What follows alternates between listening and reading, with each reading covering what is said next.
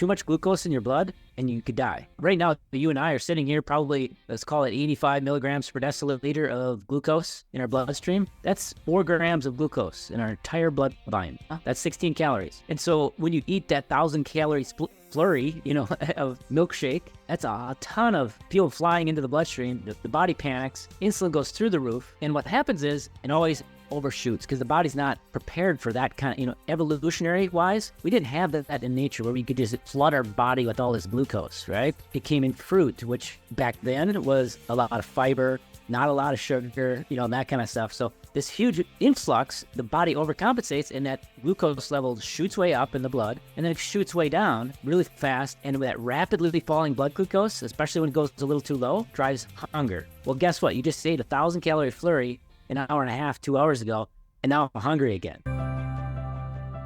Hey there, welcome to the Happy Habit Podcast. I'm Matthew here talking all things health and well-being again today.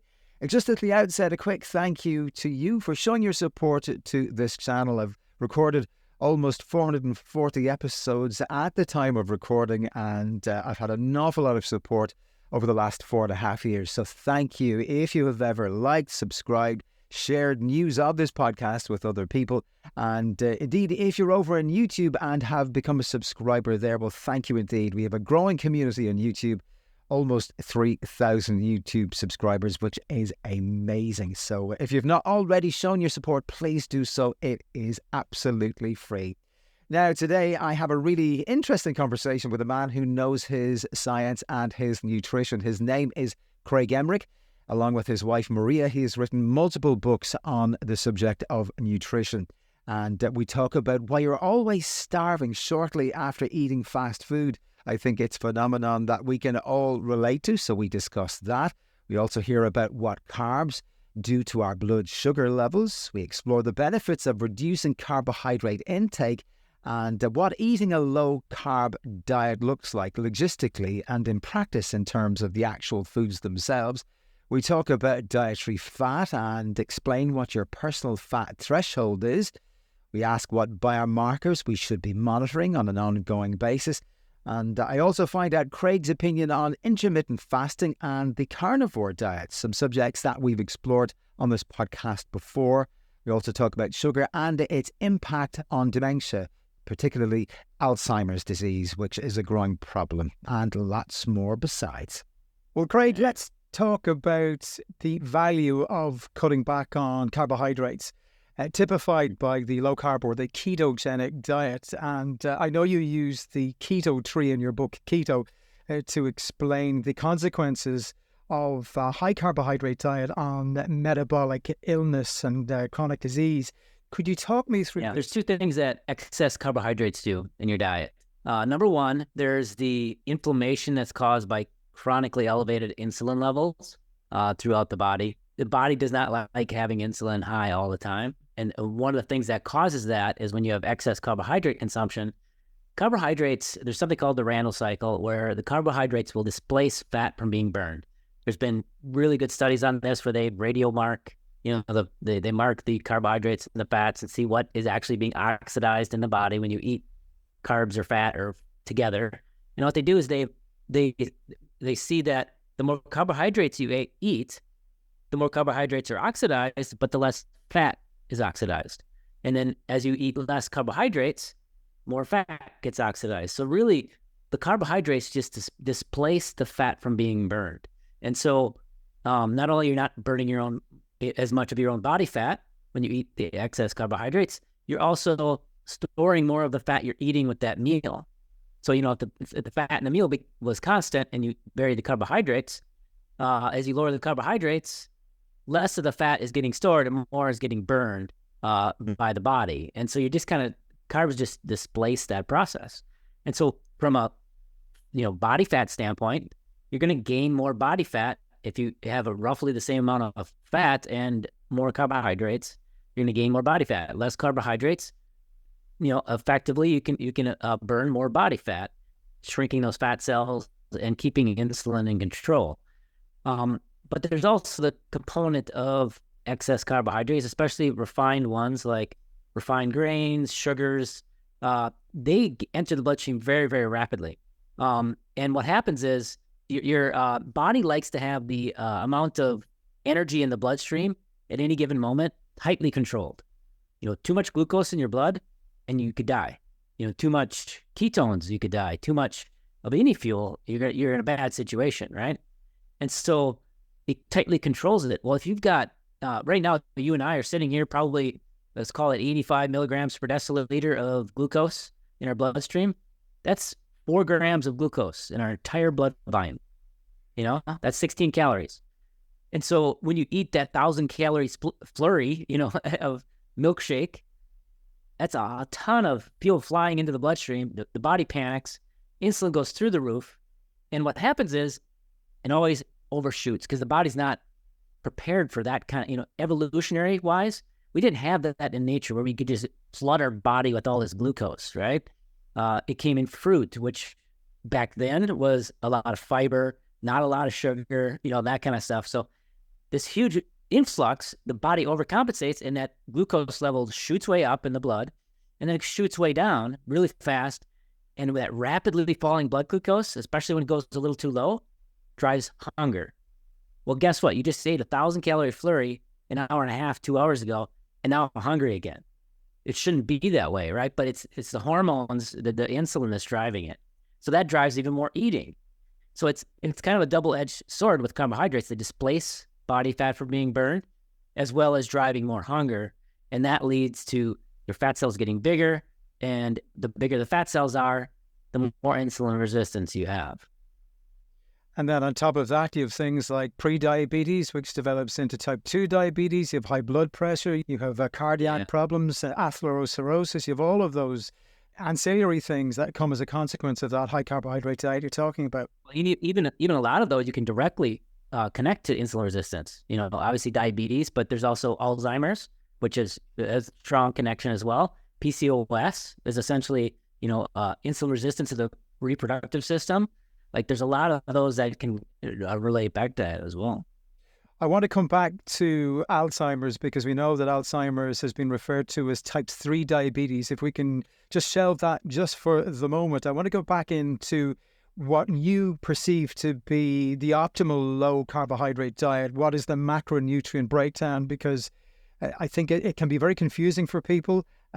So if people are given actual specifics as far as percentages are concerned, or a rough percentages are concerned, it can help demystify and simplify this argument.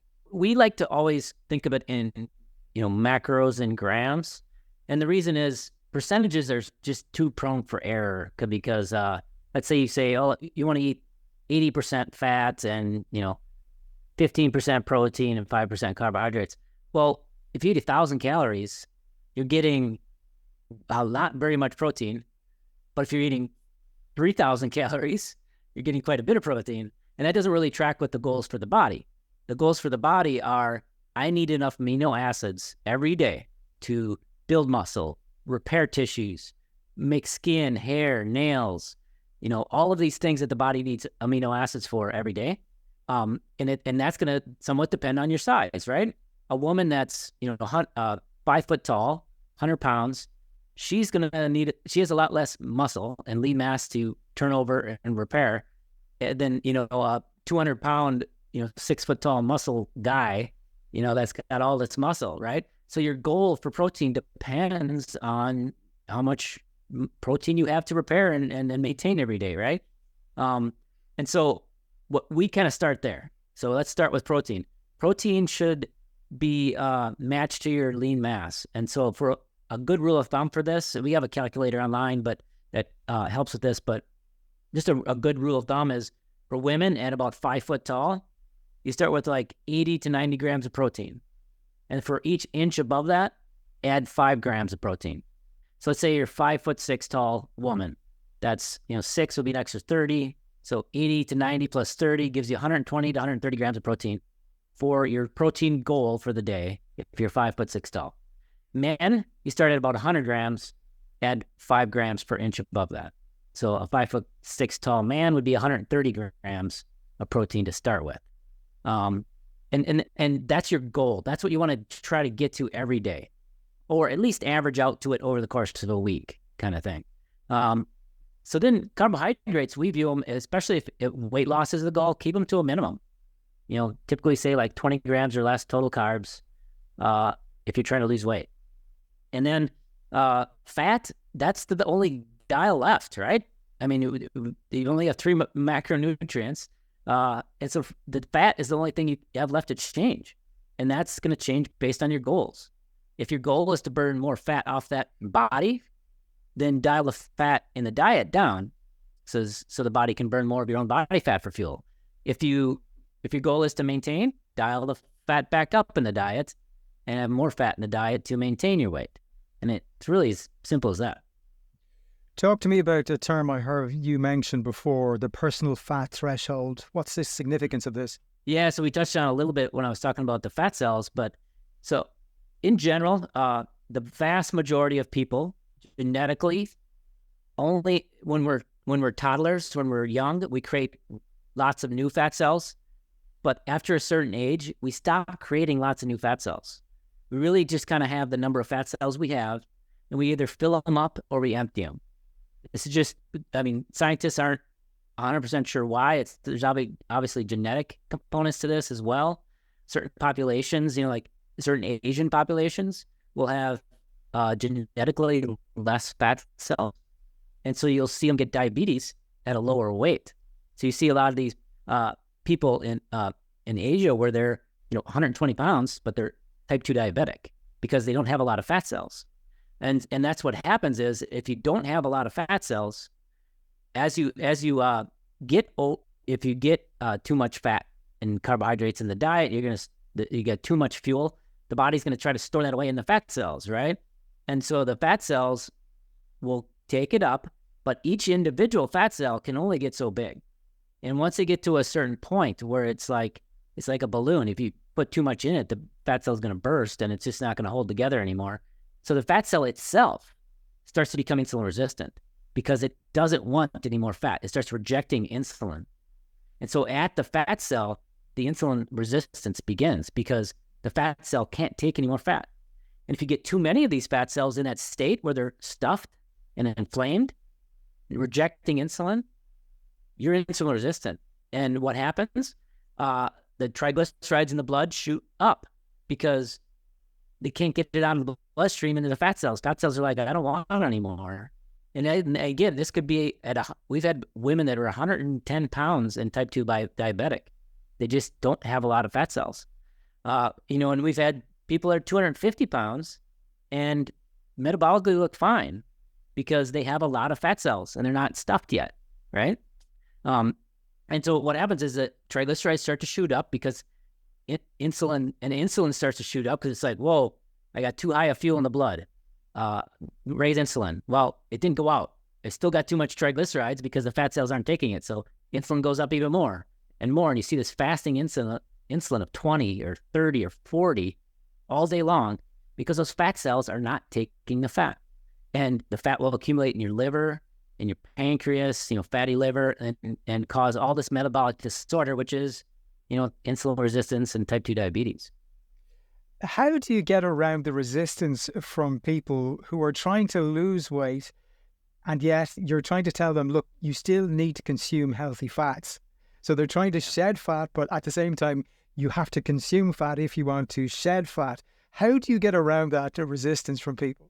You can't go to zero fat and zero carbs because now you're just eating protein and that's not a lot of calories.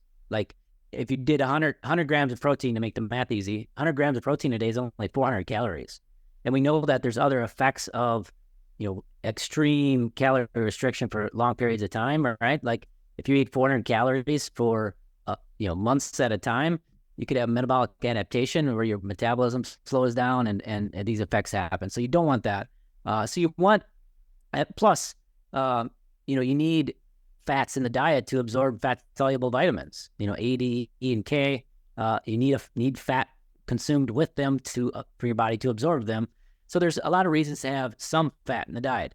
But what we're saying is if fat loss on the body is the goal, just dial it down a bit in the diet. There's certain keto groups and influencers out there that will say, oh, fat's unlimited. You don't have to worry about fat. Eat all the fat you want. And that's where people get stalled, or we've even had people on the carnivore diet following exactly what they're being told, and didn't lose a pound in their 80 pounds overweight. And that's because they're still over consuming fat. And the thing is, when you're obese, you're actually typically leptin resistant as well. So you're not getting that I'm full signal. That's why tracking macros is so helpful, because then you can see, okay, yeah, I'm overdoing my fat here. Let's dial it down a bit and allow my body to use more of my body fat for fuel. Okay, so let's move from macros to the actual foods themselves. I know yourself and your wife Maria have co-authored multiple books. In there you've included recipes, but can we have a look just at the actual foods themselves? Which foods are good if you want to ascribe to a low carbohydrate or a ketogenic diet, and which foods are definitely not included in that regimen? Yeah, I mean, if you go to the grocery store, the best thing to do is start on the outside of the grocery store. Everything in the middle is junk. Like all the processed foods and the junk is in the middle. On the outside, you're going to get your animal proteins, you're going to get your vegetables, that kind of thing. So, start there. But to get to where, we would promote, you're basically looking at, lots of healthy animal proteins and low carb veggies or fruits. And that can be, typically for fruits. I mean, obviously there are some great fruits like olives, avocado, things with very low carbs. But then there's, what people traditionally think of as fruits, like berries. Berries, you can have some, in moderation. Again, if weight loss is the goal, try to limit, not too much, that kind of thing. But berries are pretty much the only one in that traditional fruit group that we would include, especially if weight loss is the goal.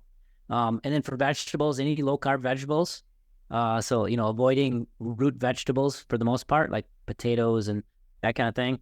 And just, the lower carb vegetables like broccoli, cauliflower, asparagus, cucumber, maybe some onion, tomato, those kind of things. Technically tomato is a fruit, but, and then animal proteins, that's the bulk of the plates. And it should be that way if you look at it from a number of perspectives. From our evolutionary perspective, when our early ancestors, the Neanderthals and early humans, were apex carnivores, and they ate nothing, almost entirely ate meat, to, looking at vitamin and mineral breakdown. We put lots of these charts, I put a whole chapter in that keto book about the vitamins and minerals in meat, because I had studied biochemistry at that point for I don't know. I mean, that book was written 8-9 years ago, and I had 8-9 years of studying biology and biochemistry at that point, and I didn't know how much vitamins and minerals were really in animal proteins. So I was like, I'm about a whole chapter on this in the book. But if you look at it, people talk about superfoods, and they talk about kale, or they talk about blueberries as being these superfoods. If you look at I did these charts with 13 of the top vitamins and minerals. It's not even close. Just the steak is going to blow them out of the water. And if you want probably the most nutrient-dense food on the planet, it's going to be beef liver. It's loaded with vitamins and minerals. And so from that perspective, if you think about, you go anybody, regardless if they're vegan, if they're whatever, you give them 2 plates and say, there's the same number of calories on these plates, but this one over here, loaded with vitamins and minerals, this one, hardly any. Which one's healthier for you? Of course, it's the more nutrient-dense one, right? And that's going to be your animal proteins. It's interesting. I spoke with Dr. Ken Berry, who's one of the most vocal proponents of the carnivore diet a few months ago, and he was saying something similar to what you're saying there. He was talking about organ meat and the nutrient density of things like the liver, as you mentioned. Talk to me again about the carnivore diet and about eating primarily meat. There are some concerns out there that people have vocalized about the inherent dangers of focusing so heavily on a very narrow macronutrient range. Do you have any observations on how to offset those concerns? So yeah, I mean, in general, I've actually eaten primarily carnivore for over 8 years now. And it's due to my Lyme disease. I had a Lyme disease diagnosis about 8 years ago. I had a lot of chronic pain for a number of years. And I found out it was from a tick, and the Lyme disease has caused, lots of issues, but eating stricter carnivore really controls my pain, where even if I get too much of the low carb vegetables in a keto context, my pain goes up and I get more inflamed. And so for me, it works great. And I think from a nutritional standpoint, from, all of these, health aspects, I'm completely comfortable eating carnivore long-term. I don't think I'm deficient in anything. I don't think I'm missing out on anything. Probably the one thing people will point out a lot is vitamin C. You're not getting as much vitamin C. There's a little, but not a lot. Organ meats will have more, like liver. But the one thing about vitamin C is it's inversely proportional to how many carbohydrates you eat. So the more carbohydrates you eat, the more vitamin C you need in the diet. The less carbohydrates you eat, the less vitamin C. And so, there's all these components of that for me, I'm completely comfortable eating this way long term, and I think it's healthy and, again, the most nutrient-dense food you can eat. I would say that a lot of the carnivores in the carnivore space do make the mistake of thinking fat is a free food. And they will say things like, eat only the fattiest cuts of meat, no matter what your goal is. And that, I think, is misguided because, and we see it literally almost daily, we have people coming from that advice saying, I've done nothing but gain weight since I've been following this carnivore diet. And somebody who's already overweight or obese, especially somebody close to their personal fat threshold, where their fat cells are not taking fat anymore, you don't want to be putting tons of fat into them because there's no place to put it, right? You actually see triglycerides go way up in their bloodstream if they follow that advice. They need to dial the fat down in the diet. So again, you can still eat carnivore, just don't add a stick of butter to the steak. Don't add, all this extra fat. And maybe even instead of the fatty ribeye every time, make it a leaner cut, like a tenderloin occasionally. That will help the body reduce body fat and lose weight.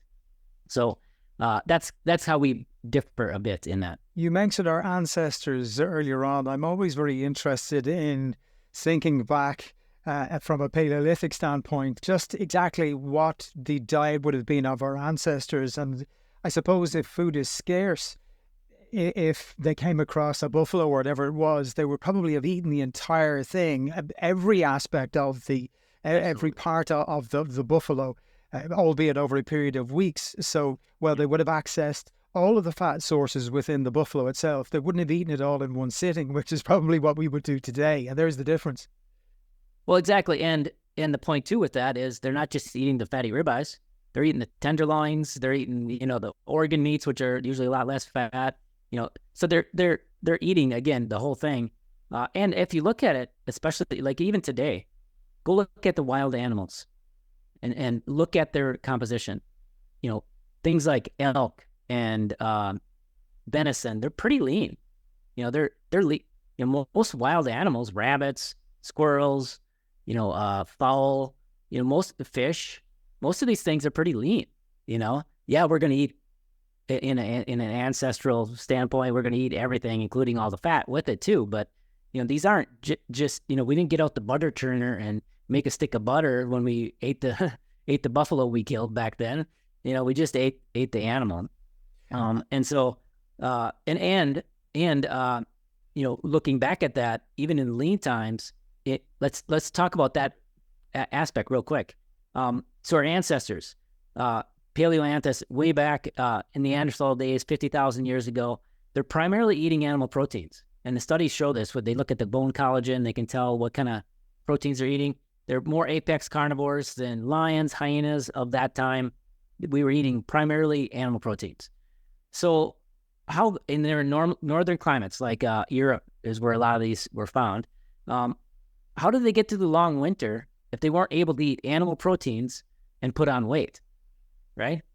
Because that's what they need to do, right? They're going to be eating, especially in the fall when the animals fatten up, they'll eat more fat and get them ready for the winter and be able to make it through a long, leaner winter where they're not going to have as much food because they put that body fat on. So the whole concept of if you eat carnivore, you can't put on body fat is just flawed. You mentioned a couple of moments ago that you had suffered from Lyme disease and that you chose to go on to the carnivore diet and engaged in an absence of carbohydrates, and you saw the benefits of that as far as your pain and your chronic inflammation were concerned. Do you think it was purely down to the lack of carbohydrates that you saw that reduction in inflammation systemically? I think it's a couple aspects. I think a little bit of that, but I think probably the main one is, all plants come with anti-nutrients. It's basically their compounds for protecting themselves. Plants can't run away like an animal can from a predator, so that they have to develop ways to help them resist, insects or other things eating too much of them. And so they've evolved over millions of years to have a lot of these compounds like oxalates or glucosinolate or lectins, all these compounds that are essentially their own natural pesticides, to help protect them. In a normal, healthy person with a good metabolism and good immune system, their body can detox those things. They're called anti-nutrients because the body doesn't use them, doesn't need them, doesn't want them. It has to detox them out. Well, somebody with a damaged immune system like me, that's been so damaged by this chronic Lyme disease, I had symptoms for over 9 years before I finally got diagnosed. The immune system's already so depressed and already in this constant fight mode. Adding another load to the system to detox and all that just causes an increase in inflammation that just doesn't work for my body. And I think that's primarily what it's about. Can we talk about time-restricted eating, also known as intermittent fasting? What are your thoughts on this form of consumption of food as far as tackling metabolic dysfunction is concerned? Intermittent fasting is a great tool and most people, when they start, you talk about the macros, we talked about getting enough protein, limit your carbohydrates as much as you can, adjust fat as needed. When you start eating that way, most people will just find themselves not that hungry all day. Going from a standard American diet, especially where you're every 2 to 3 hours, you've got to eat, or you're in this, craving hunger mode. You go to this and it's like steady energy. You're not that hungry all day. So switching to 2 meals typically works pretty well for most people because you're just not that hungry. And so if weight loss is the goal, also restricting the time in which those 2 meals occur and then shutting down the kitchen outside of that, 0 calories, can be really helpful for weight loss, primarily because it stops that mindless eating and stops those mindless calories, that snacking, grabbing a bite of this or bite of that really can add up over the course of a day if you're not keeping track of it, where if you just shut it down, no more calories, I'm just going to drink water, that really helps control that. So from a weight loss standpoint, I believe the primary benefit from intermittent fasting is that eliminating those extra mindless calories that might occur outside that eating window. Let's talk about low carb or keto and brain health. We alluded to Alzheimer's or type 3 diabetes earlier on in the conversation. Is there a difference between eating for brain health versus metabolic dysfunction or weight loss? Insulin resistance of the brain, which is primarily what Alzheimer's is basically a state where you get, when you have this chronically elevated insulin, chronically elevated glucose levels from, this constant eating of, high carbohydrate foods, you get glycation and you get basically a dysfunction in the brain of it can't metabolize glucose as well anymore. And so parts of the brain start to die because it's not getting fuel, right? And guess what? The brain also thrives and actually, in my opinion, prefers to run on ketones. But whenever you eat those high carbohydrate meals, ketones are suppressed. And so, as insulin rises, ketones typically go down.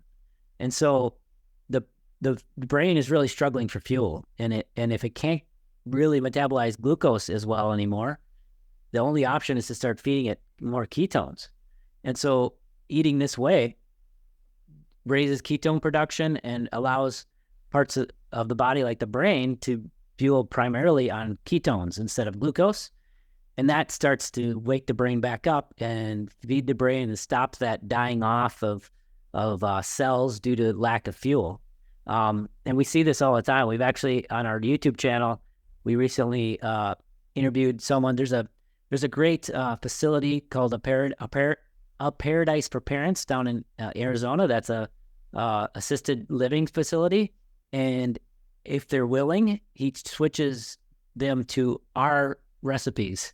We send him all our books, and he has seen miraculous turnarounds with some of the elderly people, and some that aren't even elderly that come in. And Melissa was one of them. She came in and did one of the standard tests for dementia, and I think it's below 16 on this test means you have dementia. And I think she initially scored like a 12 or something. So she was fully in the dementia range, and she was struggling a lot, and that's why she came to them. Within, I think it was 6 months, she progressed to out of that range to, I think that her final score was like 22 or 23, which is completely normal. And she's back to living her life. She moved back home. And it just diet changes, basically. That's pretty incredible. And I think that's what's possible if you just look at diet as one of the factors. Have you heard of supplementation with MCT oil has also been seen to be beneficial for brain health because I think it promotes the production of ketones in the brain?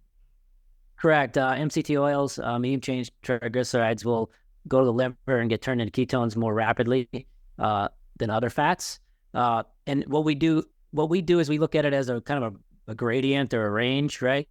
If you're just trying to prevent Alzheimer's, like you have no issues right now, maybe there's a family history, just keep the carbohydrates low, let the body produce ketones on its own, and you're going to stave off, hopefully, any type of concerns about that.